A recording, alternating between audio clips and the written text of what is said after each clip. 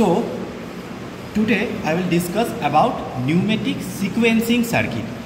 তার মানে এটাও হাইড্রোলিক সিকোয়েন্সিং সার্কিটের মতোই হবে, শুধু এখানে দুটো পার্টস চেঞ্জ হবে। সেটা হলো একটা থাকবে এয়ার কম্প্রেসার আর এফআরএল ইউনিট, আর একটা কি সাইলেন্সার। বাকি কিন্তু সব হাইড্রোলিকের সিকোয়েন্সিং সার্কিটের মতোই হবে।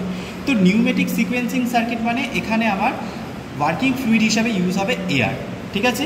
তো এখানে অ্যাটমসফিয়ার থেকে এয়ার কম্প্রেসার কী করবে, এয়ারটাকে কম্প্রেস করবে, তারপরে কি করবে আমার এটা এফআরএল ইউনিটের মধ্যে যাবে। এটা হলো এফআরএল ইউনিটের সিম্বল, ঠিক আছে। মানে এফআরএল ইউনিট মানে কি, ফিল্টার, রেগুলেটর, ডুপ্লিকেটর। তো ফিল্টার কি করবে, এয়ারটাকে ফিল্টার করবে, তারপরে রেগুলেট করবে সার্কিটের মধ্যে, আর লুব্রিকেশন দেবে, ঠিক আছে।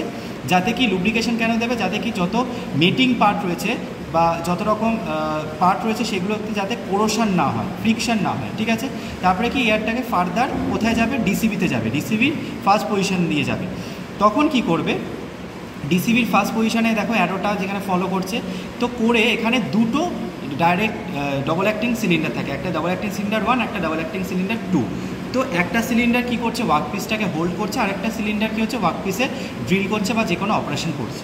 তো এখানে কি ডিসিবি কি করছে, ডিসিবি প্রথম সিলিন্ডারটাকে আমি কি করছে, ওয়ার্কিং ফ্লুইডটা দিচ্ছে, মানে এয়ারটা দিচ্ছে। তো আমার এখান দিয়ে যাচ্ছে, গিয়ে আমার ওয়ার্কিং ফ্লুইডটা এখানে দিচ্ছে, যার কারণে কি হচ্ছে, আমার পিস্টনটা আগে গিয়ে এক্সটেন্ড হচ্ছে। পিস্টন যখন আগে এক্সটেন্ড হচ্ছে তখন কি হচ্ছে, এক্সটেন্ড হয়ে আমার ওয়ার্ক পিসটাকে হোল্ড করছে। এবার কি হচ্ছে, এখনও কিন্তু ডিসিবি থেকে কন্টিনিউয়াসলি কিন্তু এয়ার ঢুকছে। তার মানে কি, কন্টিনিউয়াসলি ঢোকার ফলে কি এই জায়গাটা এয়ারটা একদম ভরে যাচ্ছে। এবার কি হচ্ছে, এয়ারের একটা ব্যাক ফ্লো হচ্ছে। দেখো আমি গ্রিন কালারের কালি দিয়ে ড্র করেছি। ব্যাক প্রেশার হচ্ছে, ব্যাক প্রেশার গিয়ে কি হচ্ছে, আমার এইখানে ঢোকার চেষ্টা করবে। কিন্তু এখানে কি আছে, একটা চেক ভালভ রয়েছে, কিন্তু আমি কি বলেছি, check valve always one directional valve. তো ট্রায়াঙ্গেল টু সার্কেল যাবে, সার্কেল টু ট্রায়াঙ্গেল যাবে না, তার মানে চেক ভালভে তো যাবে না। তারপরেই দেখো একটা পাইলট ভালভ আছে, এই পাইলট ভালভটা দিয়ে আমার এয়ারটা ঢুকবে। ঢুকে কি হবে, এই যে একটা স্পুল রয়েছে, এই স্পুলটাকে ঠেলে দিয়ে ও এই লাইনের সঙ্গে কানেক্ট করে দেবে, ঠিক আছে। যখন এই লাইনের সঙ্গে কানেক্ট করে দেবে তখন কি করবে, তখন আমার কি হবে, আমার এয়ারটা কি করবে, এয়ারটা আমার এখান দিয়ে ঢুকবে, ঠিক আছে। ঢুকে আমার এই দিক দিয়ে গিয়ে আমার এই যে ডবল অ্যাক্টিং সিলিন্ডার আছে এইখানে এয়ারটা ভরতে শুরু করবে, দিয়ে আমার পিস্টনটাকে আগে ধাক্কা দেবে, ধাক্কা দিয়ে ও ড্রিল করবে।